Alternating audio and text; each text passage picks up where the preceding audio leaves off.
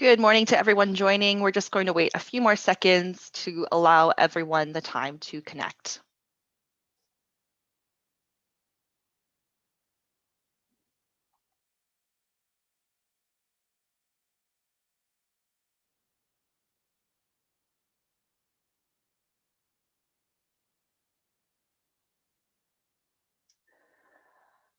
All right, good morning, good afternoon to everyone joining us today for this exciting webinar on the 2020 key trends and data for Africa and the Middle East. We have a great lineup of speakers for you today, so it should be a pretty insightful 45 minutes ahead.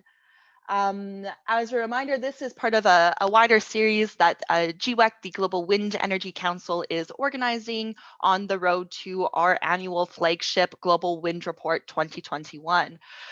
So last week, we kicked off the series with the 2020 key trends and data in global offshore wind. Next up is today, Africa and the Middle East, and then we're going to continue over the next 2 weeks with 2 other regional data releases and webinars, and then finally culminating in the launch of our Global Wind Report 2021. The theme of this year's report is wind power's role on the road to net zero. And so there'll be a lot of information in there looking at how wind can contribute to decarbonizing the world's energy systems, of course, the usual market status and outlook, and some deep dives into some of the most exciting up and coming markets for wind power across the world. So if you haven't already, if you go to the GWEC website, you can register for those other webinars and find out more. But today's focus is on Africa and the Middle East. So this is a really exciting growth region for wind power. So we're going to start first with a presentation from Emerson Clark, who is GWEC's Director of Growth and Partnerships and also coordinates our Africa Task Force. And he's going to present on the key 2020 data for in the markets in Africa and the Middle East. Then we're going to move into a panel discussion moderated by GWEC CEO Stuart Mullen, including the CEO of the South African Wind Energy Association, Ntombi, and also George Aluru, who is a board member of the Electricity Sector Association in Kenya. And Emerson, our Africa Task Force coordinator, will also be joining that panel discussion. Then there'll be about 15 minutes at the end for an interactive Q&A. So during the Q&A session, we're actually going to ask the audience members who questions we've selected to turn on their audio and video and join our experts here on the Zoom stage. And so you can ask your questions directly to the panel and just make it a bit more interactive. So please feel free to submit your questions at any point during today's webinar, and we will be in touch if your question is selected so you'll know to turn on your video and audio. With that being said, I'm going to, sorry, there's just a, when you do turn on your audio and video, you're going to select it here. The questions you can submit on the Q&A panel on the Zoom toolbar, and you can also select your camera input here. So just like at any regular Zoom meeting. I'm now going to hand it over to Emerson Clark for a quick presentation on the key 2020 trends and data for markets in Africa and the Middle East. Over to you, Emerson. Thanks very much, Alyssa, and welcome to everyone from Africa, Middle East, and elsewhere in the world. It's really exciting to present this data for one of our really the key growth areas and one of the regions that we feel has the most potential for wind energy over the decade to come. I think over the last year, we saw some steady growth, although it is characterized by the stops and starts and inconsistency in a lot of the markets in Africa. So with this, over the last couple of months, more work has really been done to unlock, to really, I'd say, try and unlock this massive potential that the continent has, especially. And one thing that is a bit of a milestone on the data side, I would say, is the World Bank's IFC new wind resource data that came out. This was in October 2020, which in a way sort of demystified the idea or the misconception that Africa doesn't really have the wind resource. Actually, this is not true, and I would encourage all to look at that data, because a lot of markets and a lot of pockets of wind are commercially viable, which goes against a lot of the common knowledge, I guess, going up to now. So I would also say that wind was very resilient during the COVID-19 crisis. It showed itself as a real, as a strong technology, and this was no exception in Africa. However, the challenges remain, as many of you are aware, relating to market design, regulatory barriers to do with permitting and land rights, as well as some issues with off-takers and creditworthiness, sovereign guarantees. So these challenges do remain, but I think, to start on the positive note here, is that the potential is becoming clearer and clearer. And we're seeing more and more markets in the region, Africa, both and the Middle East, a little bit, with Africa being a bit further along, that are beginning to harness this potential. And an increasing understanding from government stakeholders and national utilities on the benefits of wind and how it could really play a key role in the energy mix going forward. So with that little preamble, I'll jump to my first slide. And I would just like to say, our data guru at GWEC ensures that we're upfront about this. Is that our global wind report really is the only ground up reporting in the industry, and it's important to note before we dive into some of this that we collect all this information from our local association partners, and this is cross-referenced with all the leading OEMs in the region, and that ranges from the European, American, as well as Chinese OEMs. Not to mention the fact that GWEC also keeps in close touch with the developer community, which is really important both to understand the situation on the ground, especially in nascent markets across Africa and the Middle East. So here, slightly dense slide in terms of the data, but in terms of running through it, headline figures we have up here are new capacity, 724 megawatts, which is 35% year-on-year growth from last year, bringing a total capacity up to just under 6,500 megawatts. Now, this I'll be doing Africa on this slide and Middle East on the next one, but just to divide up the African continent, we saw 15% of that coming from installations in North Africa, and that spans Egypt and Morocco. So some usual suspects there. And then the 86% of that new capacity came from sub-Saharan Africa, with South Africa leading the charge. And we all know that there is a big exciting pipeline there with tender rounds happening this year as well. And we'll be able to hear a bit more on that from the CEO of Sawaya and Tumbi, who's joining us for the panel. As well as Senegal, which the Taiba project, which came online. So that's the breakdown for wind installations by country. And maybe just to dive into the markets a little bit. On the Egypt front, these are some of the NG projects that are build, own, operate. And while this is a relatively low year for Egypt, I believe last year there was almost about 200 megawatts. While this is a low year for Egypt, we are expecting steady growth over the coming years. Looking at upwards of 400 megawatts growth, over the next 5 years. So really, although that is a slightly underwhelming number at 13 megawatts, there's a lot more in the pipeline to come there. Morocco, at 92 megawatts of installed capacity this year, is also relatively a low year for Morocco. But as we all know, this is the regional anchor for North Africa. We think South Africa and Morocco really are I would say the anchors and the most advanced markets in that respect. So while this is a low year for the Northern Powerhouse, we're seeing really quite a growth ramp up from 2021 onwards in that market. So more to watch there, and this does not mean a slowdown on the Moroccan front.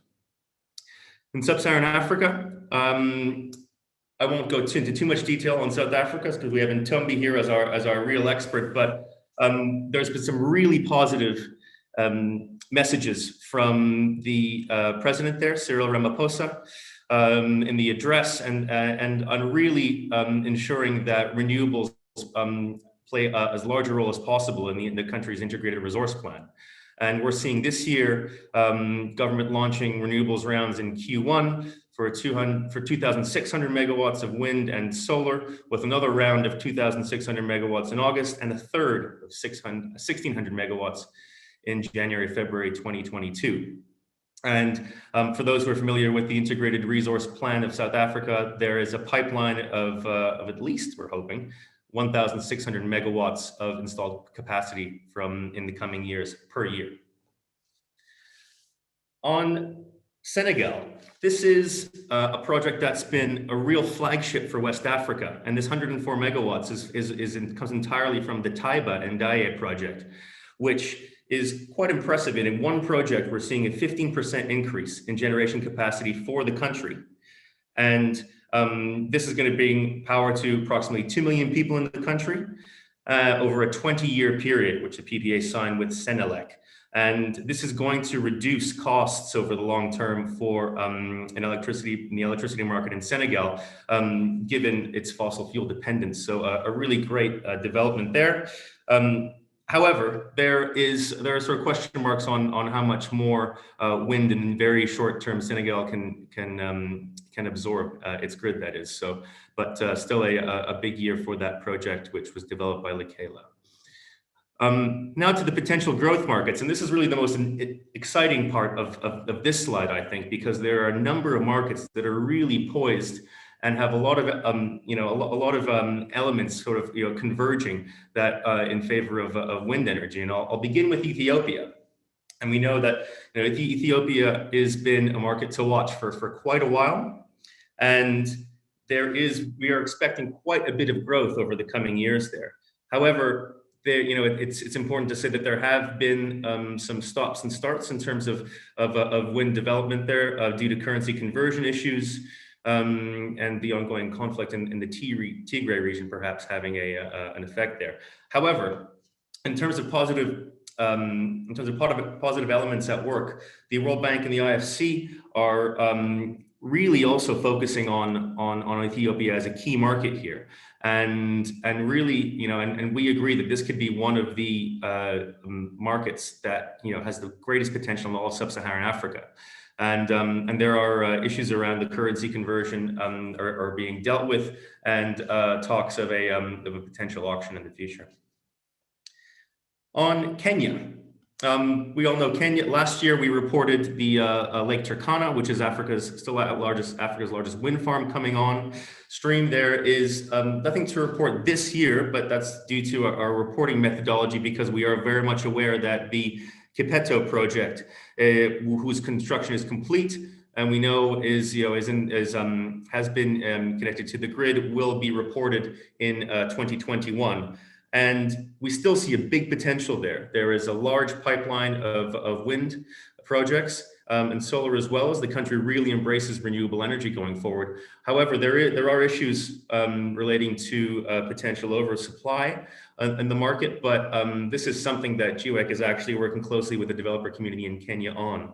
And it may be important to note as well that it is part of the government of Kenya's stated plan, as part of their least cost power development plan, that storage may be integrated into wind bids by 2024. Mozambique, another market to watch for us. I mean, Mozambique has some of the best wind resource in all of Southern Africa, perhaps been overshadowed by its neighbor in South Africa. But we are seeing there are a number of projects that represent a first wave that are being developed on a bilateral basis, with two in the Namasha region and one in Manisa, with some key developers such as Globalec and Electra that are really leading the charge there. But there is a program called ProLair, which is funded by the French National Development Agency, AFD, which is helping the national utility there move to an auction system. So while the current projects in the pipeline are developed on a bilateral basis, there is a clear trend there towards an auction system, and there is one wind project representing approximately 60 megawatts that will be a part of that auction going forward. I mean, the site has been selected in Mbane. So still, storage may be a key there to unlock some potential in Mozambique as we go ahead, as well as the export case, because we know Mozambique has strong hydropower capacity, which it exports to South Africa via the interconnector there and that power pool. On Ghana, worth touching on, this has been a bit of a tough market for wind energy. The case study being the Ayatepa project, which has also had a number of false starts. But we are seeing some interesting commercial and industrial activity, especially around the mining sector. And some players that are in the market already developing gas are now looking to develop wind. So while this is a tough market, we do see that sector at least helping to drive wind growth and hopefully finally making Ghana a wind market that the private sector can invest into. Tanzania, once again, amazing wind resource. And they had announced a tender, I believe in 2018, results of which have not been released. And there are some bilateral opportunities that we know some developers have developed, but the key issue there remains the creditworthiness of TANESCO, as well as the overhauls of gas being developed there just offshore Tanzania. But nevertheless, we see this in the next 5 years as a real potential growth market. Lastly, Tunisia in North Africa is worth mentioning, and while the projects related to the auction have been delayed, we're looking at some I would say some consistent growth from 2022 onwards. Now over to the Middle East, which really is more of an emerging region, and one that GWEC is really looking at quite closely. In our Global Wind Report, we're featuring markets to watch on Saudi Arabia, for instance. So just to start from the top, we have 97 megawatts of capacity, which yes is a low year. It was 291 megawatts in 2019, but this there are various factors to this, of which COVID is largely one of them. But we don't see this as that disappointing, just because of what we see in the pipeline with some of these key markets. So new installed capacity in 2020, we have 52 megawatts reported by Jordan. And these are actually part of a larger project that's going to be developed in phases. So we are seeing modest growth going forward in the Jordanian market, and that's 150 megawatts still to be installed over the coming years across 3 different projects, and we believe there's another 45 megawatt project in the pipeline that is about to be grid connected. So for the small market of Jordan, which has had a decent track record of IPP development for wind, modest growth going forward, which is we see as quite a positive thing for the region. Iran, a market that not many talk about, and obviously has suffered from some of the geopolitical I'd say the turmoil it has experienced with sanctions over the years. But the local association there has reported 45 megawatts this year. It's been cross-referenced by the OEMs, and we are seeing steady growth over the coming years. But once again, the geopolitical issues in the region, especially in relation to the United States, are really something to watch there. But over the next 5 years, we are seeing consistent and steady growth going upwards from the 45 megawatts declared for 2020. In terms of growth markets, I think it's really all about Saudi Arabia here. And we're seeing some really steady growth from 2022 onwards with the large 400 megawatt wind farm that has been in the news for getting one of the lowest tariff, the world record lowest tariff in the world. And this is really being driven by the King Salman and their government's Vision 2030, where as part of which they've developed a national renewable energy program and a renewable energy project development office with procurement specialists from Saudi Aramco as well as the wind world, and there are some seriously hefty targets over the next decade coming out of the Saudi Arabian market, and the localization elements and approach from the Saudi royal family and government are evolving. So really something to keep an eye on there. But renewable energy and wind in particular are poised to play a really key role in Saudi's future. Lastly, I'll just talk on Israel. This is Not one that has been mentioned very much, but there are some projects in the pipeline, and we're seeing steady, quite modest growth from 2021 onwards, and expected 100 megawatts coming next year. So on that note, I think we'll get to the more exciting part. Hopefully that was informative, and to build on that data reporting and some of our growth markets. Looking forward to opening up the panel to some of our experts. Thank you. Thanks a lot, Emerson. And so now we'll kick off our panel discussion moderated by GWEC COO, Stuart Mullen, and including Emerson, as well as Ntombi, who is the CEO of the South African Wind Energy Association, and George, who is a board member of the Electricity Sector Association in Kenya. As a reminder, please submit your questions at any time throughout the panel discussion, and we'll be selecting some questions for the Q&A session, which will take place in the last 15 minutes of the webinar. So please submit your questions for our panel now. With that being said, I'll hand it over to Stuart. Thank you very much, and it's a pleasure for me to be able to welcome our panelists here today to discuss the African and Middle East, I guess, potential. I guess that's the greatest takeaway from your presentation, Emerson. So thank you very much for running us through the numbers. For those of you that don't know, my background has been in working with manufacturers, and so I spent 7 years in Siemens from 2007 to 2014. And at that stage, I was witness to when Siemens was sort of getting into the African market. And then for the last 7 years, I've been working with MHI Vestas in pure offshore market. And so I haven't really been following the African market quite as much as my colleagues. And so it gives me the opportunity to ask the naive questions as well. And one of the things that surprised me was that when I left Siemens back in the day, it looked like Africa was going to the uptake of wind in Africa, there was unlimited potential back then, and yet 7 years down the track, we see a modest growth. I mean, I think, Emerson, you mentioned that we saw South Africa and Morocco as being sort of like the bookends, if you like. But I'm very interested to hear the panel members. I know, Emerson, you gave a list of potential customers, but I'd be very interested to hear the panelists' view on what do they think, on the ground. What's the feeling there in the African continent about the potential of which market's going to grow significantly in the short term, and then maybe with a long-term perspective.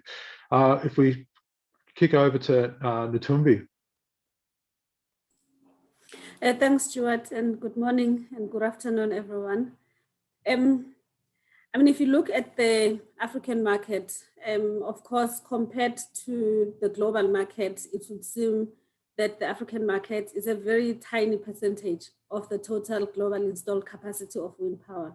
But if you look at it inwardly, from the perspective of Africa and where we are coming from, basically a zero base, in just less than 10 years, the amount of growth that we have seen in the continent in terms of installed capacity of wind power, it has been quite exciting to see.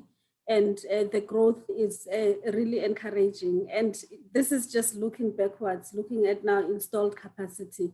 In South Africa, currently, we have 3.4 gigawatts installed capacity. And some of those projects are slowly coming online. And I think the total will be around 2021, all of the 3.4 gigawatts will be online. And but the most exciting part is looking ahead. And for the Southern African market, of course, South Africa is leading, but like Emerson has said, we are seeing interest coming from other countries like Mozambique, Namibia, Tanzania. I know Namibia has issued a market sounding call to test the market for the wind power. And our industry is really looking forward to participating in that. But just focusing on South Africa alone over the next 10 years, this is a huge growth potential for the wind sector, at least in the Southern African development community, because we've got the policy that allocates 14 gigawatts over the next 10 years, and that is going to be exciting to see that kind of development.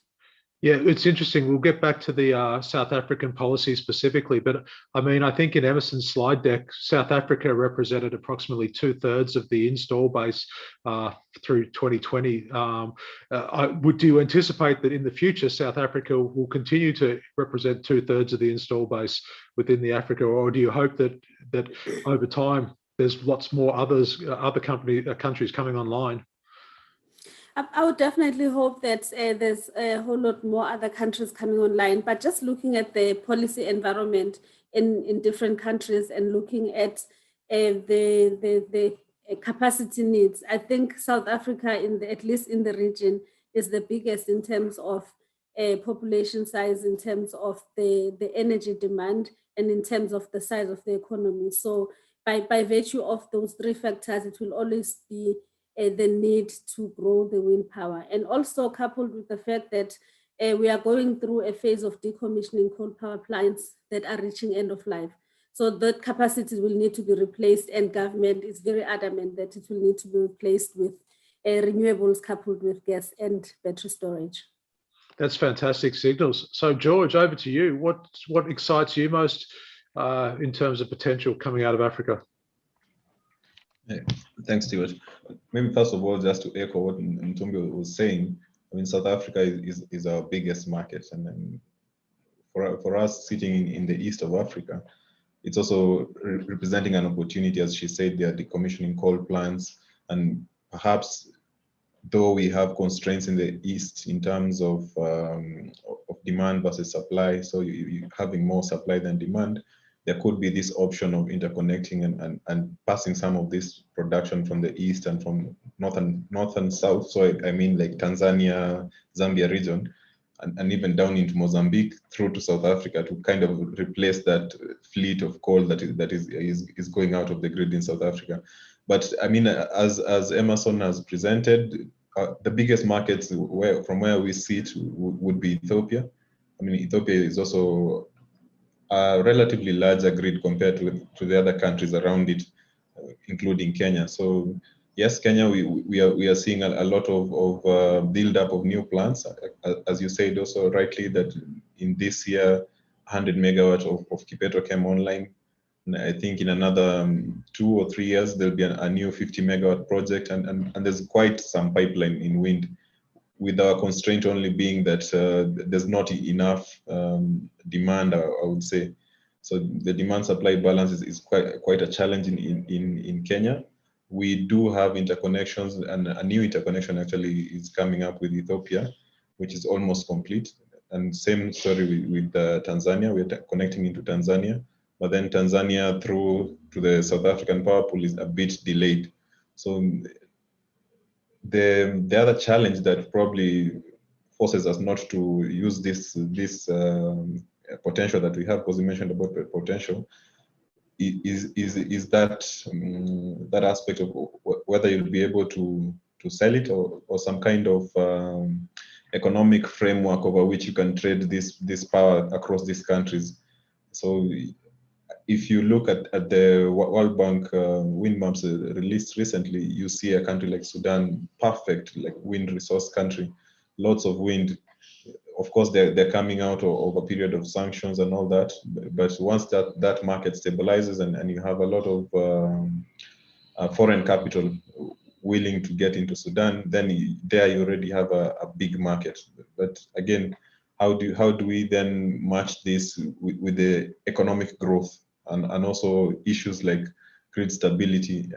You mentioned really well that we have enough potential, but then these minor issues around grid stability, around markets, around policies, and even more generally economic activity and how people can move in dollars and take out dollars from these countries. Those I think are the main things that are holding back most of sub-Saharan Africa. And it's something that is completely different from South Africa. I would say South Africa and Morocco, the countries that we are seeing that are really running ahead of the pack, they have this right. The rest of us are still somewhere figuring this out. And so I would say that would be the reason that we are not getting this potential on the grid fast enough. Yeah, well, actually, that's a perfect segue. We were going to the next part of the conversation was meant to look at the obstacles, but I was Emerson. I think I'll turn to you here.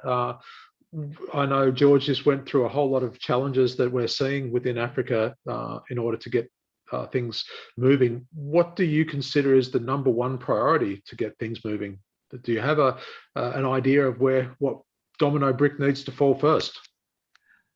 Thanks, Stuart. I mean, it's definitely a loaded question, but I could maybe I think there actually is a simple approach here, in that there really is a groundswell of support for renewables, and that's not only because of the climate benefits. It's also because the economic case is there. There's it's got job creation, growth, and all these. I mean, I talk about this groundswell because what I hope, and I think what everyone here hopes, is that this translates into political will that comes from the top down in governments. And I think that so if political will is the key barrier, and we start to see a bit more of an open-mindedness. And that's not to say that governments are closed-minded. I wouldn't say at all. It's about embracing the benefits of wind, being open-minded to understanding how it works, from a complementarity to solar. I mean, for instance, we've seen so many governments sort of dip their toe in the renewable energy water, so to speak, by beginning with solar, because it's just seen, oh, maybe it's a little bit easier, it's a bit less complicated to manage, but actually wind can have a bigger impact. And not to mention the fact that wind is very complementary from a generation profile standpoint.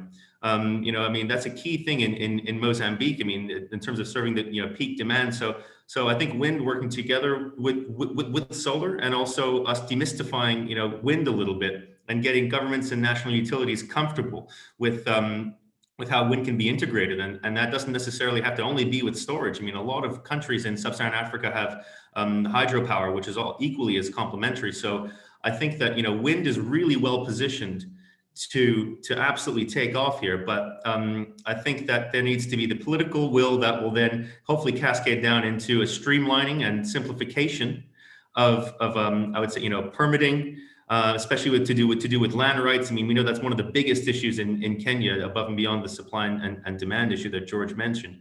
I would say to market designs and regulatory frameworks that in some cases have been geared for oil and gas. Thank you, Emerson. Matumbi, what about yourself? I mean, again, South Africa's in a different position, I guess, but what are some of the obstacles that you guys are looking to overcome? I mean, in terms of obstacles, our biggest barrier in the past 5 years has been policy uncertainty. And I would say that at this point, we have seen government working very hard to resolve all the uncertainties that we were complaining about as the industry. And we think the policy environment is now conducive for one, to attract investment, and also to grow the size of the market and implement what is in the integrated resource plan. What I would see perhaps as a challenge as we are kicking off is the fact that we last had the procurement round in 2014. So we've had this more than 5 years period of no procurement, and we have lost a lot of capacity that was created in terms of localization. And as we kick off now, a procurement round is quite imminent. Local content requirements are going to feature very strongly. And industry we are having discussions trying to figure out how we are going to meet, at least for the first procurement round, the minimum local content requirements. But otherwise, the market as it looks going forward, it looks conducive to attract sufficient investment to increase the local content going forward. Yeah, that's very interesting. If we stay on South Africa, I believe that in a recent IRP plan that there's up to I think it was 14 gigawatts mentioned. Yeah. Yes. How is that going to happen? What do we need to do to get that materialized? So the way we see it happening is we are going to have annual procurement rounds Like the president announced last month in the State of the Nation address, we are going to have a procurement round now before the end of March, and then another procurement round in August. So that means the capacity that's allocated for 2022 will be procured, and the capacity allocated for 2023 will also be procured in the same year. And a third procurement round in the first quarter of next year. So we are going to have these rolling procurement rounds until this 14 gigawatts is fully procured and installed. I can say that the challenge we are seeing right now is in terms of timelines, because we do have a big energy supply capacity gap that needs to be closed. We are currently going through a power crisis, load shedding, and power that needs to go online by 2022 that's being procured now is already late, and there's a lot of catch up that needs to happen. But we hope that with this back-to-back procurement rounds, we'll be able to catch up and close that capacity gap that has been mentioned. Yeah, thank you for that. So I would also remind all participants in the audience, if you have a question, please raise your hands or make it Alyssa aware that you have a question, and we'll get you on stage to ask that. So if you have any questions while we're going along, please feel free, and we'll get you up on stage so you can interact with the panelists. I'd like to use a COVID term, pivot a little bit now, and talk about what role wind can play in supporting economic recovery and sustainable development in the region.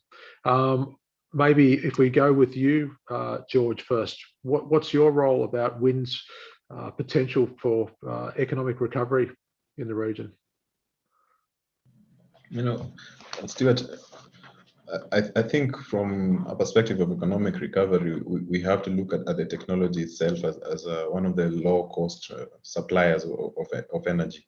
So if we could have more of wind coming online, then allowing some of our countries to have much lower production costs in terms of electricity cost, that already would be a huge benefit in terms of encouraging industrialization and setting up of other manufacturing facilities that are actually heavy on the cost of electricity.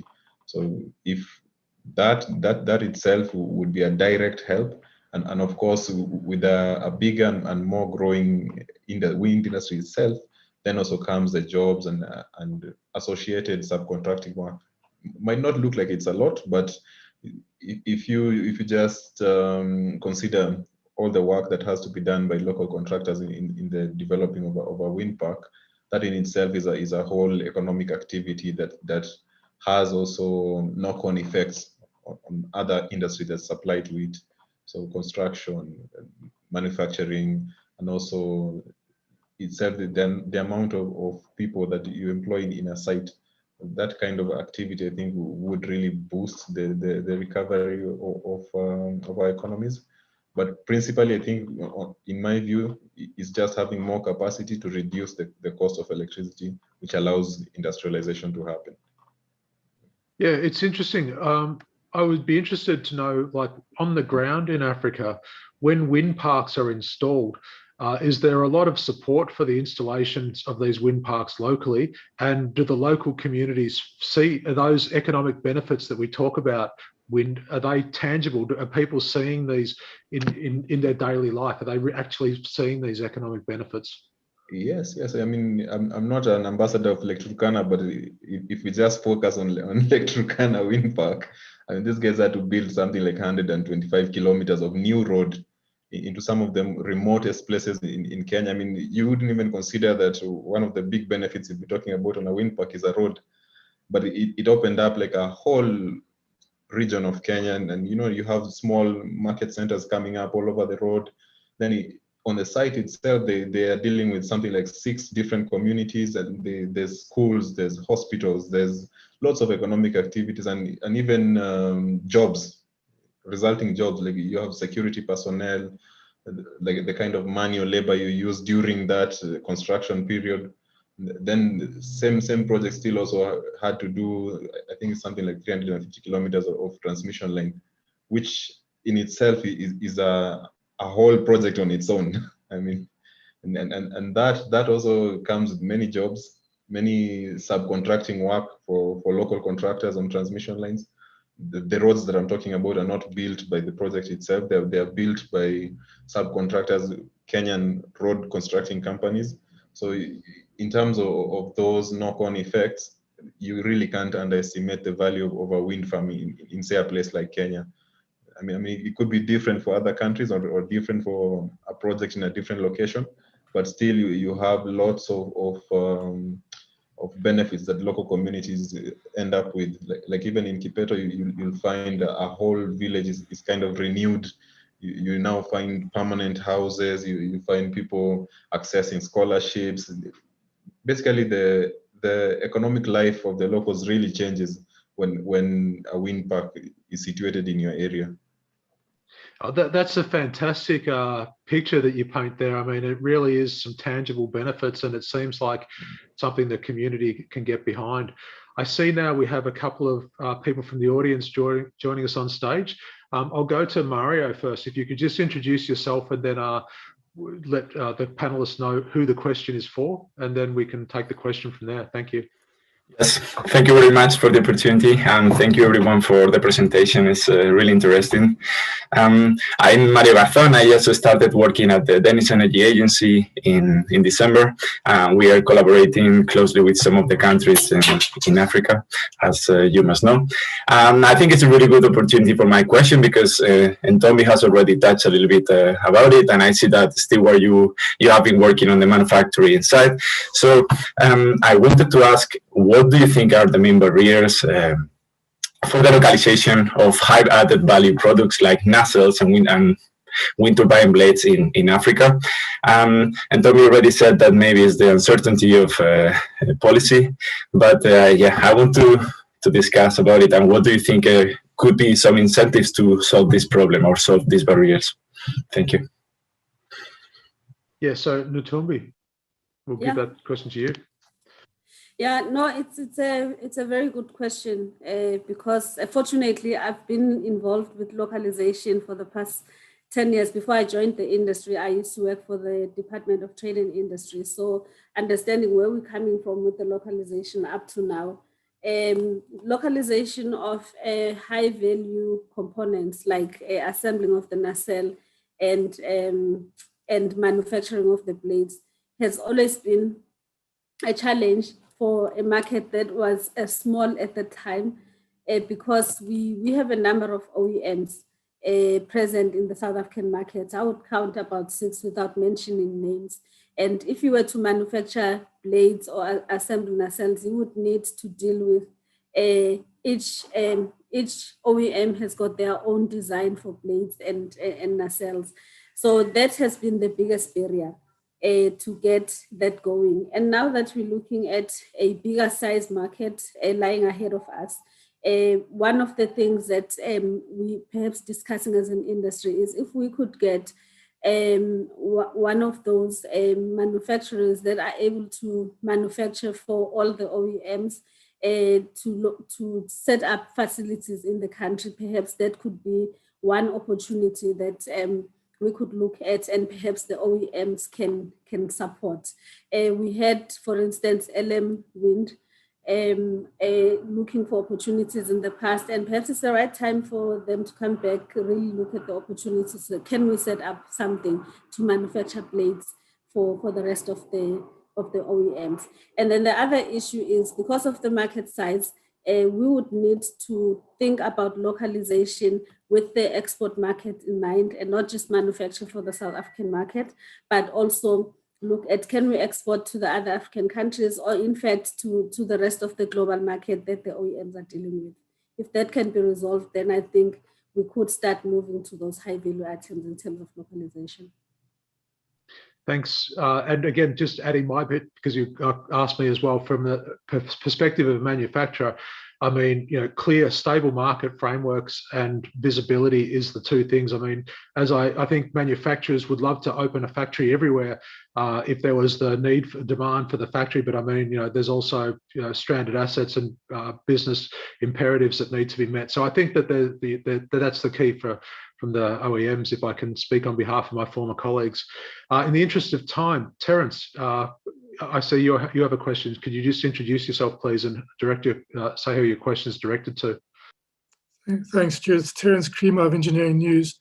For Emerson and Ntombi interchangeably, firstly, do you think the South African installations will fall in 2021, given that most of these relate to procurement that was finalized in 2018 and are now becoming operational, and there's been a gap between procurement rounds? Secondly, it linked to the localization question is that what steady state tempo is needed to start attracting OEM or component investment? And when do you think that sort of tempo will be a reality in South Africa? Thirdly, given the green recovery plans in Europe and many other countries, do you think developers and OEMs have the capacity to react to South Africa's what will be quite significant market growth this year? If so, what could it do to the price trajectory and the localization or the local content element? And then finally, our distributed generation sector, which is very solar dominated in South Africa, is opening up with mines and smelters. Is there any opportunity there in Ntombi for wind? Thank you. So thank you for that multitude of questions. It's unlike a journalist to jump on the opportunity to, when asked for one question, to come with 6 others. But maybe if we don't get time for all of them, or if we miss out on some of them, maybe we can get back to you with some of the answers on those. But I'll give it to Ntombi and Emerson. So if Ntombi, if you take you first, and then Emerson will hand over to you to wrap it up. Yeah. I mean, Terence, in terms of the trajectory for localization, I think the market is looking really good, or should I say the policy conditions are looking really good. And there is at least promise from the OEMs that we can attract investment into localization. You mentioned a little bit about the issue of cost trajectory and perhaps how the localization will actually impact the cost of electricity. That is something that we don't have hard figures that we still need to figure out. And I think we need to do, as an industry, a cost benefits analysis so that we can see this is how much it actually costs to localize, and these are the benefits in terms of the jobs that are created in the economy. The distributed generation question, I think it's a very good one. There is an opportunity for wind industry to participate in that space because you can actually develop small wind projects and sign private PPAs with big manufacturing facilities and actually wheel electricity through the grid. And I think the only thing that would need to be clarified from a regulatory and policy perspective is the cost of wheeling and the tariffs for wheeling, so that that process is actually transparent for the rest of the industry. But otherwise, that market is quite open for wind energy to participate. Thank you for that. I'll leave the rest for Emerson. Thanks, Ntombi. That's very well covered, and I guess I'll just touch on some of those issues. Your first question, Terence, is that well, you'll have to tune into the final Global Wind Report webinar to hear all the forecasts and more detailed outlook. I think your intuition is correct that we do see installations dropping a bit in 2021, but only because it's picking up full steam as of the following year. So I think that that was your first question. On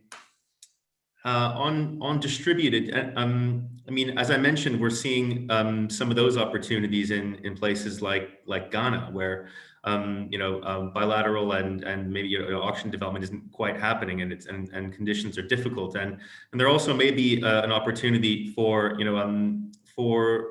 grid reinforcement for small sort of like wind turbine clusters to maybe serve places that are either off grid or also just on a smaller scale. So I think just as a general point, people have been looking into this this type of smaller scale distributed generation for wind, because as you say, it has been dominated by solar. And I wonder if there's also a bit of a technology gap there. I don't think anyone's really cracked the case in terms of having, sort of a fully commoditized, small scale turbine that, doesn't require a massive crane to be put up, can be monitored through O&M on via potentially a mobile phone. These types, I think there's a lot of potential there, and I think a lot of people are looking at it, but we haven't quite seen, I think, a fully scaled, sort of version of wind technology that's fit for purpose yet. Thank you, guys. We've reached the end of our time for today. And I know that there's been a lot of questions coming through the Q&A, and maybe not everyone has wanted to get up on stage, but if we haven't answered your question, please, if you can, Alyssa has shared the info@gwec.net email address where we would love to follow up with you.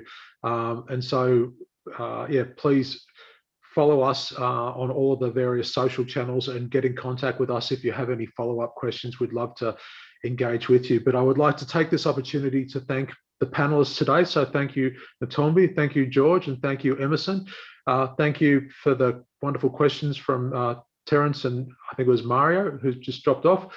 And thank you, Alyssa. But thank you, everyone, for joining us today. And please join us next week when we talk about the Americas and the Caribbean.